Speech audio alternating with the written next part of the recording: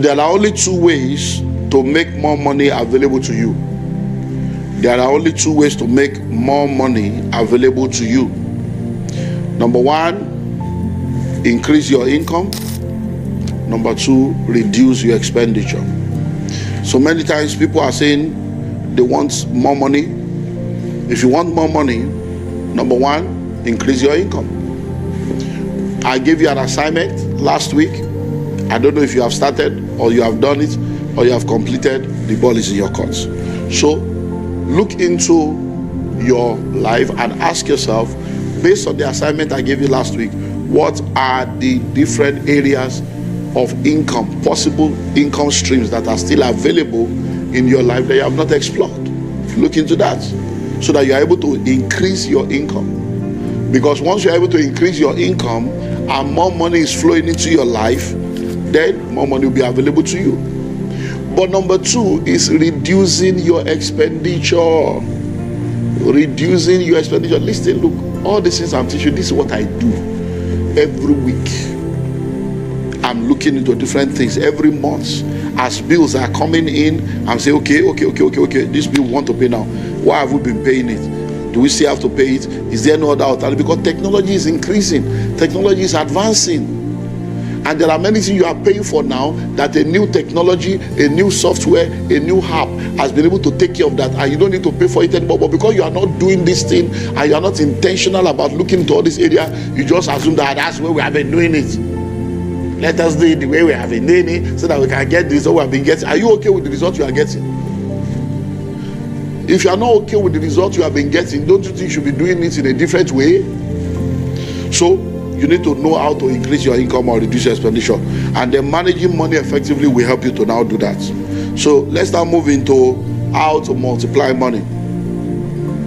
How to multiply money. How to multiply money. So, how to manage money, how to multiply money, session 7. I don't know why the session page is not here, but so how to multiply money. So knowing how to multiply your resources will help you build wealth and become financially free. You make money by working. You manage money by budgeting. You multiply money by investing. You make money by what? By working. You manage money by budgeting. You multiply money by investing. You make money by working. You manage money by budgeting. You multiply money by investing. You make money by working. You manage money by budgeting. You multiply money by investing. So to multiply money effectively, you need to differentiate between savings and investments. It's very, very important. You need to differentiate between savings and investment. If you are going to multiply money, you don't multiply money by saving. Savings is part of the financial management level, not investment level. You don't multiply money by savings. You manage money by savings. So savings is part of the budgeting aspect. You know, we've dealt with that last week already. So don't now assume that, oh, I'm saving money, I'm multiplying money. No, you are not multiplying money, because savings is not an investment. So don't equate your savings for investment. You can save for investment, but savings is not an investment. You can save for investment, but savings is not an investment. So that's one thing you need to know. Saving is setting money aside for a purpose. Investing is sending money on assignment for a return. Because if you understand the way finances work, any money you save in the bank, by inflation and devaluation, that money is actually losing value. But you still need to save, because that discipline and culture is required, because there are financial principles that requires you to save. I've told you already, 6 to 8 months of your living expenses saved up in cash. So you cannot say, I'm not going to save again. No, you still need to save. So a lot of people struggle to save and wonder why they still don't have money to multiply, why they still don't see their money multiply. Saving is setting money aside for a purpose. So an investment is one of those purposes why you save. So like I said, sometimes the interest rate on your savings is far below the inflation. Investing is sending money on assignment for a return. So you save so you can have money to invest, and it's by investing that you multiply money. So everybody needs to save a minimum of 10 to 20% of all their income, and then after a while you can save 50, 40 depending on a lot of factors, but minimum 10, 20 should be saved. And that money you are saving it for many reasons. Last year I did a series part 1 to 5, developing a savings culture. So if you were not around, you can go to my YouTube channel to see that, developing a savings culture part 1 to 5. Okay, so you need to be careful where you invest, and that's why we always say investigate before you invest. Investigate before you invest. So investment is very, very important if you are going to multiply money. So let's now look into different places you can invest into, and then we'll continue. Number 1, stocks and shares. Buying into companies to share in their profit. So right now the Nigerian stock market is doing well. We are back into the boom of the market, and I would advise you not to join the bandwagon like people did in 07, 06, 07, 08. I will advise you not to do that. You need to study the stock market, understand the stock market. Better still, get a stockbroker or a fund manager, and then open an account with them, and then let them begin to help you to manage the investment. So you can say, okay, I have 100,000 every month, I have 50,000 every month. You be helping me to decide what stock is good, and then so that they can buy, sell. You have to now decide whether you want to be a stock trader or a stock investor. Those are two different things, so that you can know if you are going for the long haul or just want to trade and do high risk and high return and just turn your money over and move on. So all this needs to be looked into. So when you are into stocks, one thing that happens with stocks is that it is one investment with 3 returns. Buying shares of a company means that the company does not belong to you, but when you become a shareholder, you become a part owner of the business. So by being a shareholder, you become a part owner of the business, and you can now share in the profit of the business. That's what it means to be a shareholder. So that you are working in a company does not make you a shareholder, but buying shares in the company makes you a shareholder even if you are not working in the company, because investment is your money is working for you instead of you working for money. So you need to understand that it's very, very important. So it is one investment with 3 returns. So when you invest in the stock market, number 1, you have what we call capital appreciation. So if you buy a stock of a company for 12 naira and the stock increases to 14 naira, you have made 2 naira profit on each stock. That is capital appreciation. That is one way that you make money when you become a stock trader or investor. Number 2 is what we call dividends. Dividends. Now, dividends means that every year when the company has done their books and they have discovered how much profit they have, they now earmark a portion of their profit to be shared among all the shareholders, and that is dividends. So you make money by capital appreciation. Then number 2, you make money through dividends, and then number 3, you make money through bonus shares. So from time to time, when you are part of a company, they might now say, okay, what we want to do now is for everybody that has shares with us, for every 5 shares that you have, we'll give you 1 free share as a bonus. So you make money in different ways just by investing in the stock market. So if you want to play in the stock market, you can play in the stock market right now, and go and study more about it so that you can begin to invest. And number 2 is properties. Properties. I don't need to tell you about that. You know that that's one of my passion, because I've learned how powerful real estate is. So investing in real estate to build wealth and get return. And when it comes to real estate, like I've said over and over again, every business on earth is a real estate business. Every business on earth is a real estate business. So you need to invest in real estate. And a city today was a village yesterday. A village today will be a city tomorrow. You don't wait to buy land. You buy land and you wait. Very, very important. Okay, so real estate, so you can do land banking, go into a bush, go into a forest, go into a far place, buy the land and wait for the land to appreciate. And that can help you. So if you have money now, You can do it yourself. You can put money together with a lot of other people and go into fractional ownership and go into collaboration, and then you put the money there and then you see the return. So property is one thing that you can also do. Number 3 is businesses. Building your own business, starting your own business, becoming an entrepreneur is one way that you can invest, so that instead of the money just sitting there in the bank or the money being spent and wasted, you invest the money into business. But one thing you can also do is not just your own business, you can also invest in other people's business, and you can become an equity owner, or you can become an angel investor or a venture capitalist, whereby somebody else is the owner of the business but you own part of the business. Not like buying shares and stuff, but just buying equity, which is the same thing, but it's different in the sense that you are meeting the people to say, look, I want to buy into this business. How much can I give you? What can I get from this? So that's one of the things. So you have production business, you can go into trading, you can go into farming, you can go into import and export. There's so much in all this that can be done, so much within the value chain that can help you to make money. Number 4 is intellectual properties, coming up with your own inventions, product or services. I believe very strongly in this. I've written over 400 books. I've published 56 of them right now, and I'm still going to be doing, I think 2 more books before the end of the year for another market. And I'm telling you, you can make money by coming up with your own intellectual property. So instead of just being happy that you have a designer bag, a designer shoe, designer handset, designer wristwatch, why not become the designer that people will buy?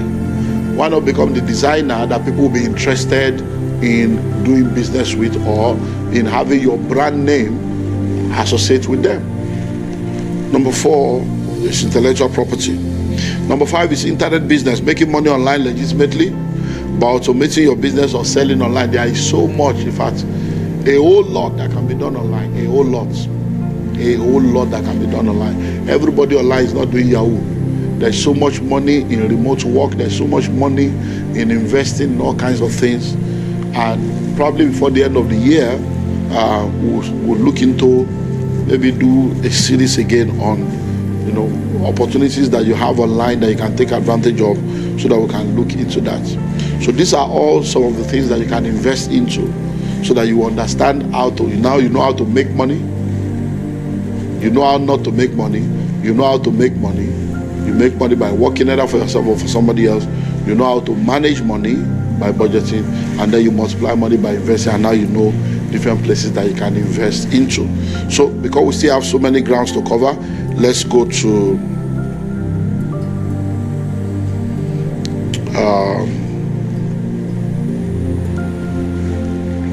the next session, the new rules of money. The new rules of money. So let's see how far we can go on that, and then we'll continue next week. The new rules of money.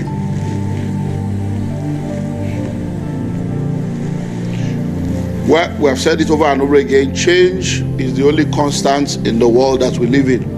And as the world continues to evolve, we need to understand that the game is the same, but the rules have changed. So if you want to continually be relevant, like I've said over and over again, you need to continue to learn, unlearn, and relearn, and you need to continue to update yourself. If you are not informed, you will be deformed. If you are not inspired, you will expire. If you are not updated, you will be outdated. If you are not in the know, you cannot be in the flow. What you know determines how far you go, because those who know rule over those who do not know. So you need to ensure that you do everything you can to continue to update yourself. So when it comes to this issue of money, there are new rules of money. Now, doing the same thing over and over again and expecting a different result has been discovered to be another definition for insanity. And because we are not insane, we need to know that the world is changing, rules are changing, and there are many things that were not available before, that were not part of our world before, that are now available, and they are part of our world. So in the world of finances, there are 8 new rules that are now part of our lives, and I want us to explore these new rules one after the other. So number 1, the first new rule that you need to know is that knowledge is the new money. Knowledge is the new money. I remember when we're looking into where money hides. I've shared a lot of things with you. I remember sharing with you my experience when I was traveling in the 90s, in 1997. The nothing to declare, something to declare story. What had happened was in 1997, my first trip to the UK was in August of 1997. And then I went back in November of 1997 because there was an opportunity for me to begin to sell home videos, music, and books to supply different stores in the UK. And by the time we got into 1998, I began to go to UK 4 times in a year. By 1999, I was going to UK every 2 months or thereabouts because I was now a major supplier of all this material. But what had happened was, when I go with lots of bags, 14 bags, 16 bags, and I was carrying a lot of load, but I was making money, but not as much as I began to make when I began to sell knowledge instead of selling products. By 2003, I was invited for a major event in the UK where they paid for my business class ticket, paid me a speaking fee, and the money they paid me was more than the money I used to make when I was carrying all those bags. And in one of the times I traveled to the UK, I realized that because of the load I carried at the airport, you have something to declare, nothing to declare. I went through nothing to declare, and they said, no, come this way. And that's why I realized that there are some things that are tax-free, that are taxable and all those stuff. But I've shared the story before. But now in 2003, when I went in, I just went in with my suit bag and rolled in. Nobody stopped me for anything. But this time around, I had nothing physically to declare because what I wanted to declare was already inside me. I had become the mobile money. So knowledge is the new money. If you look at life today, you realize that the rich people today are not industrialists. They are not agrarians. The rich people today are people that are trading in ideas, trading in intellectual properties. So knowledge is power, ignorance is darkness. Those who know will forever rule over those who do not know. What you know determines how far you go, because information is the key to transformation. So money flows like a current from those who don't know to those who know. So one thing that you need to understand is that in the world that we live in today, give attention to knowledge. Once you know, those who don't know, they will pay you for what you know. That's it. Knowledge is the new money. So instead of looking for money, seek knowledge. When you seek knowledge, you will have value. And money flows in exchange for value. What is value? Solving problems, meeting needs, and answering questions. And that's how many people are making money today, because they know what other people don't know. So one major question that people ask me all over the world is, what would you advise someone to invest into the most? I get asked that question by here, and what do you think I should invest into? What do you think I should invest into? And my answer is always the same. Invest in yourself first. Invest in yourself first. Invest in yourself continually. Personal development is a lifetime activity. The day you stop learning, you start dying. So invest in yourself. Make your personal development a lifetime project. Make your personal development a lifetime project. Do it deliberately. Do it intentionally. Do it strategically. Do it consistently. Do it specifically. Do it generally. So number one, do it deliberately. Be deliberate about getting knowledge. Be deliberate about your personal development. I'm telling you, be deliberate about that. Every year, I look for conferences, I look for events that will help me. I read one book every week. I've done that for over 30 years. I go online, I watch this, I read this. All man, just development, deliberate. Do it intentional, be intentional.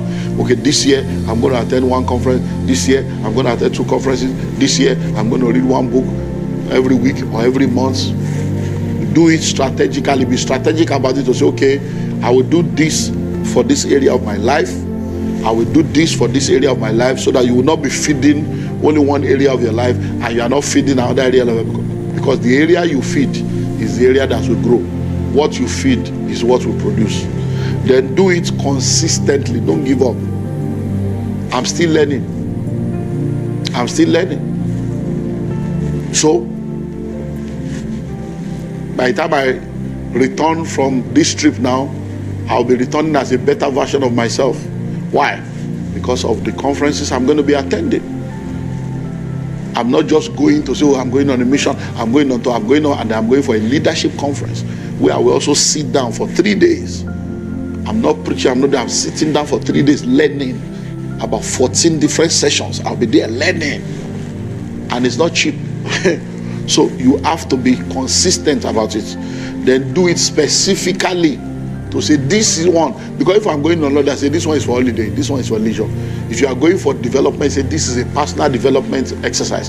So then do it generally to cover all the different areas of your life and all the different things that you handle.